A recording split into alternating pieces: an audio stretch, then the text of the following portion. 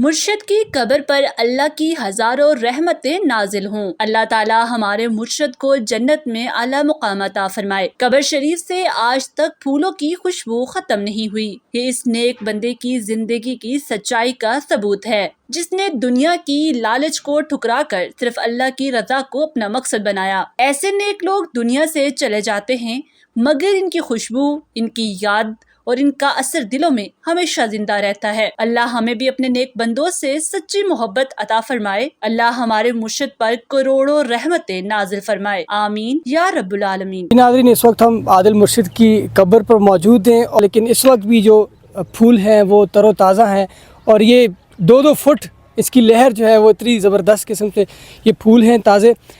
خواجہ صاحب، ابھی تک جو ہے وہ پھول آ رہے ہیں، آپ کو معلوم بھی نہیں ہے لوگ کہاں سے آ رہے ہیں، کیا کہیں گے؟ یہ قبرستان والے بھی خوش نصیب ہیں، یہ گاؤں والے بھی خوش نصیب ہیں کہ ان نون لوگ آ رہے ہیں، قرآن خوانی کر رہے ہیں اور تازے پھول ڈیلی لا رہے ہیں، صبح شام۔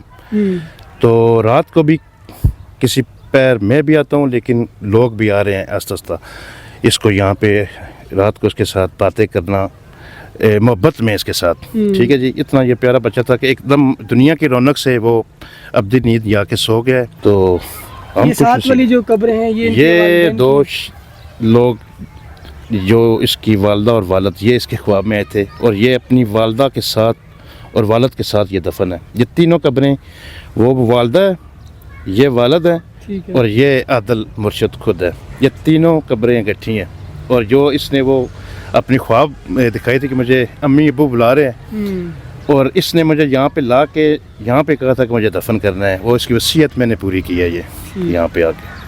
تو بس سارے دوست باپ دعا کو رہے ہیں اللہ پاک صبر آ جائے، یہ تو جنتی ہے الحمدللہ، ہم دوستوں کو اور چاہنے والوں کو اللہ تعالیٰ صبر دے دیں۔